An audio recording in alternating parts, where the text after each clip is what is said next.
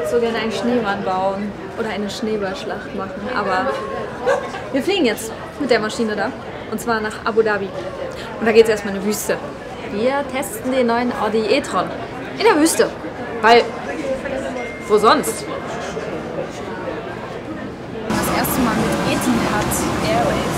Ist ein bisschen größer hier alles als bei der Lufthansa, finde ich. Die Sitze sind auch sehr weit auseinander. Und wir kommen heute erst relativ spät in Abu Dhabi an. Das heißt, wir werden heute nur noch schlafen gehen. Aber morgen geht es ja dann los in die Wüste. Wir sind da.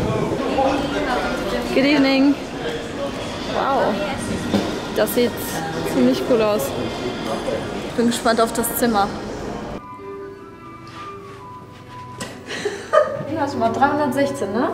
Mhm. Ja, sieht doch schick aus. Sehr cool. Haben wir das Badezimmer?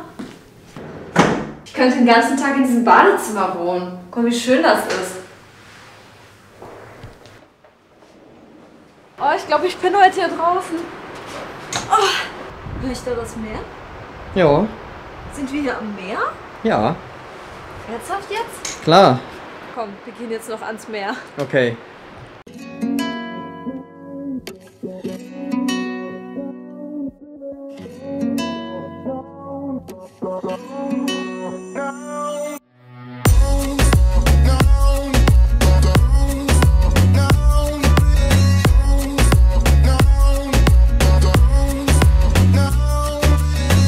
Es ist ein wunderschöner Tag. Da ist unser heutiges Gefährt, der Audi e-tron. Jetzt packe ich erstmal meinen Koffer ein. Dann kann es losgehen. Ist der jetzt schon an? Ja. Und wie Sie hören, hören Sie nichts? Schon geil. Das ist echt was anderes. Ja. Let's go. Auf in die Dünen.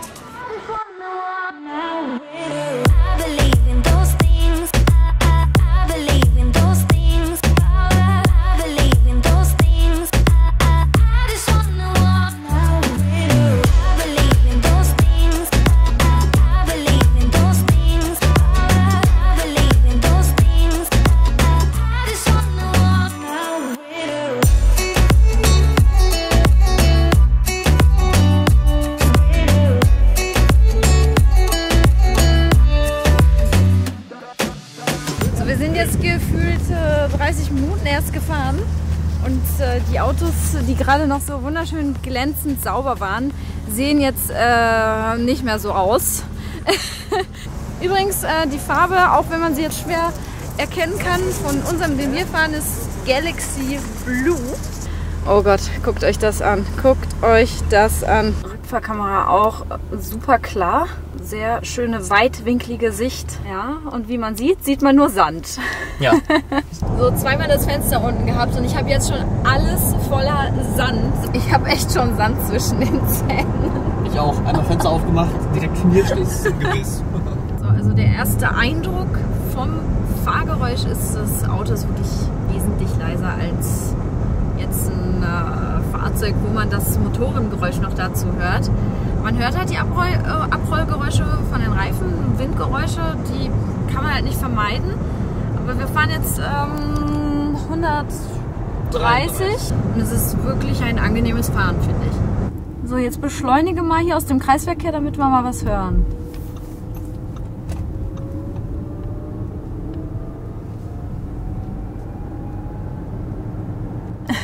Ja. Hört man das? Viel hört man, glaube ich, nicht. Ich weiß nicht, ob man es auf der Kamera überhaupt hören kann. Es ist wirklich nur so ein leises elektrisches Surren, was man hört. Wo sind wir denn hier gelandet? Sieht aus wie auf dem Mars. Auf dem Mars mit Blumen. Wir fahren jetzt diesen Berg da hinten hoch und runter wird dann mal probiert, wie das denn mit der Rekuperation läuft. Das ist die Bremsenergierückgewinnung. Soll für ein paar Kilometer mehr Reichweite wieder sorgen. Das ist echt seltsam, wenn man irgendwie kein Geräusch hört beim Fahren und beim Starten des Motors, beziehungsweise der Elektromotoren. Der hat hier die Boost-Funktion und die merkt man ganz deutlich, gerade auch jetzt hier bei der Bergauffahrt, Ich sehe jetzt auch, wie viel Prozent er jetzt hier an Kraft aufbringt. Also die Boost-Funktion ist quasi nochmal nach der 100%igen Kraft kann man nochmal so einen Boost-Stoß geben.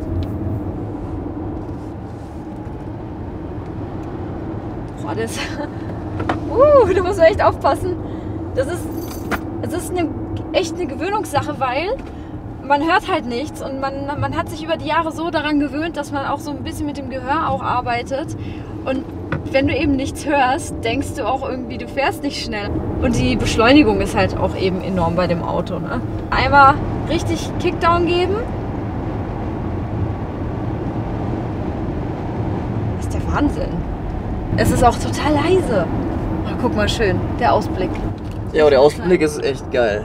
Also wir haben hier wirklich eine krasse Steigung. Und das ist für das Auto überhaupt kein Problem. Man denkt, man sitzt in so einem Raumschiff. Auch so vom Soundgefühl her und die Beschleunigung und alles. Hat irgendwie so gar nichts mehr mit dem zu tun, was ich halt sonst so von Autos gewöhnt bin. Ich weiß gar nicht, wie hoch wir hier sind. 10 Kilometer. Und? Erster Eindruck, Berg herauf? Beeindruckend. Ist schon enorm, die Straßenlage ist ziemlich heftig. Also man merkt, dass die Reifen irgendwo die limitieren. Also nicht, dass das Auto irgendwie wegkippt oder so, sondern der rutscht einfach. Irgendwo muss die Kraft ja dann doch hin, oder? Wenn er so stabil ist auf der Straße. Ja. Ich finde das ist bemerkenswert. Das ist wirklich der sportlichste Coup, den es gibt. Diese Stille. Hier ist einfach mal niemand.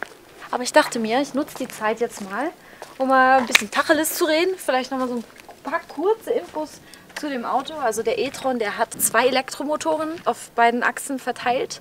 Ein vorne, einer hinten und beide zusammen kommen auf insgesamt 300 kW. Umgerechnet in PS sind das 408. Ich bin da nicht abgeneigt gegen. So ein Elektromotor ist halt wirklich nicht zu vergleichen zum Verbrennungsmotor. Ich bin sehr positiv überrascht. Ich glaube, die Leute haben einfach da eine starke Hemmschwelle, wenn es ums Elektrofahrzeug geht. Ich glaube, ein großes Problem ist da der Preis. Der e-tron fängt preislich in der Grundausstattung an bei 80.000 €.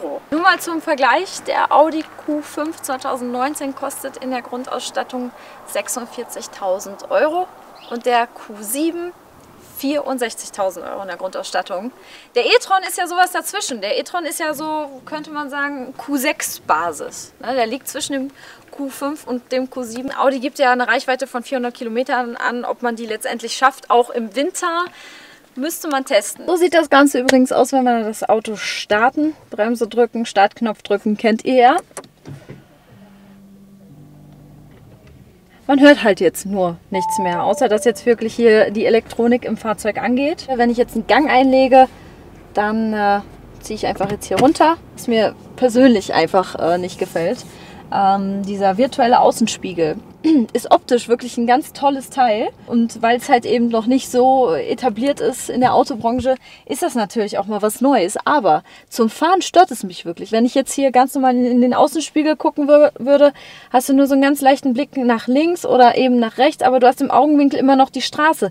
Dadurch, dass dieser virtuelle Außenspiegel jetzt aber so tief sitzt, musst du halt runter gucken und hast halt nicht mehr großartig die Straße im Augenwinkel. Aber das Auto gibt es ja auch mit normalen Außenspiegeln. Und für den einen oder anderen sieht das sogar optisch noch ein bisschen schöner aus. So, wir fahren jetzt wieder bergunter. Und zwar sieht man jetzt hier im Tacho, das blende ich jetzt auch mal ein, sieht man, wie diese Charge-Nadel weiter nach unten geht. Ich bremse jetzt gerade mit dem rechten Fuß, aber jetzt lasse ich die Bremse mal los. Dann geht die Nadel wieder auf neutral, also 0% Leistung. Jetzt ziehe ich hier an dem Hebel einmal. So, dann sieht man, wie diese Nadel wieder da nach unten geht. Ohne dass ich jetzt auf der Bremse stehe, lädt sich das Auto wieder auf. Also wir fahren jetzt bergunter, ich bin nicht auf der Bremse und wir werden langsamer. Dadurch lädt sich die Batterie wieder auf und hier oben sieht man, da steht 93 Kilometer. Das ist die Reichweite, die wir noch haben. Und da kann man auch bei zusehen, dass die wieder mehr wird. Also wir sind jetzt im Berg runter und wir haben jetzt anstatt 92 Kilometer hatten wir, glaube ich, am Anfang, haben wir jetzt 108. Und das waren jetzt, weiß ich nicht, 3 Minuten Fahrt. 4 Minuten Fahrt. Also die von Audi haben gesagt, man bekommt die Energie, die man beim Herauffahren des Berges verbraucht, beim Herunterfahren fast wieder komplett raus. So, und hier wird das erste Auto auch schon geladen. So langsam haben die Autos Durst Und der e-tron hat ja die Schnellladefunktion. Das heißt, der kann in 30 Minuten, ich glaube, bis zu 80% vollladen. Also es geht relativ schnell. Wir essen jetzt hier fix was und dann können wir eigentlich auch schon weiter, weil dann ist ja auch schon wieder eine halbe Stunde vorbei. Wo gibt's was zu essen? Auch Elektro. So. Ja, cool. Die haben diese Erlkönigfolie noch drauf und ich finde die tatsächlich in der Folie richtig geil. Jetzt hat er zensiert, was ich gesagt habe. Schon wieder. Das war nicht jugendfrei. Damit haben wir jetzt ein bisschen Spaß.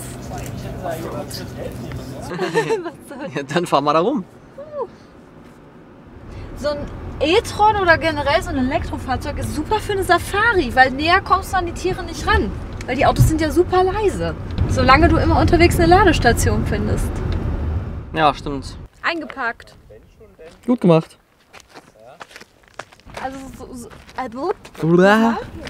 Also so stelle ich mir das wirklich irgendwie auf dem Mond oder auf dem Mars vor. Das ist schon eine beeindruckende Kulisse hier. Und heiß am 16. Dezember. Ja, es ist sehr heiß, ja. Gestern hatten wir den 3. Advent. Schon fast Weihnachten. Ja, Weihnachtsbaum. Müssen wir noch Das ist der dekorieren. Weihnachtsbaum.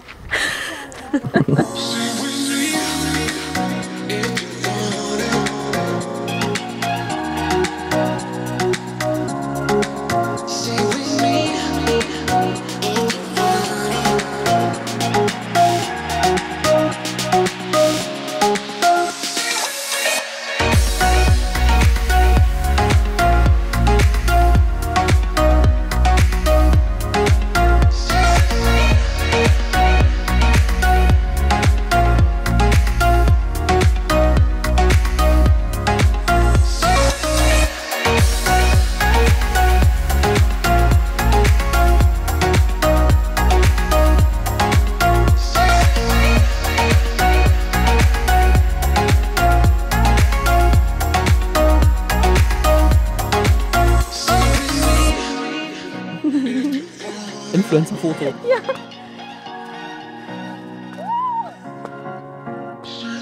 Ich lasse diesen Moment einfach mal ganz kurz für sich sprechen.